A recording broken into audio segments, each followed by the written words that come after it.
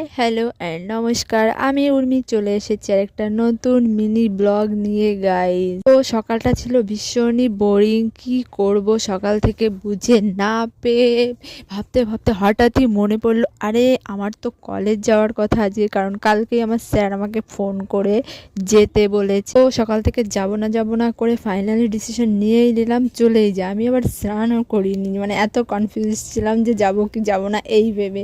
তো তাই ট্রেনের টাইম ছিল, তাই ঝটপট চলে এসে। একটা কারণও আছে, আমার বান্ধবীগুলো দিন দিন এত হিংসুটে হয়ে যাচ্ছে, মানে নোটই দিতে চায় না। তাই ভাবলাম আর ওদের থেকে চাওয়াচাই করব, নিজেই একটু কষ্ট করে চলেই যাই। এটা ছিল একটা বৃষ্টি, প্রচণ্ড বৃষ্টি সকাল থেকে হয়েই যাচ্ছে।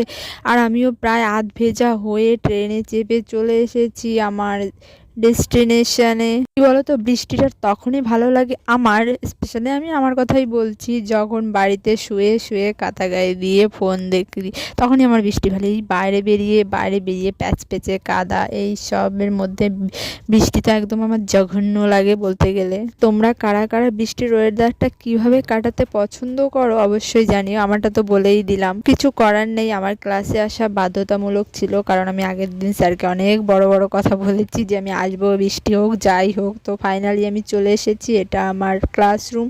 এখনো কেউ এসে পারেনি, আমি আগেই এসে জানলা দরজা সব খুলে দিলাম। তো এই ছিল আজকের ছোট্ট একটা ব্লগ। কেমন লাগলো কমেন্ট করে অবশ্যই জানিও।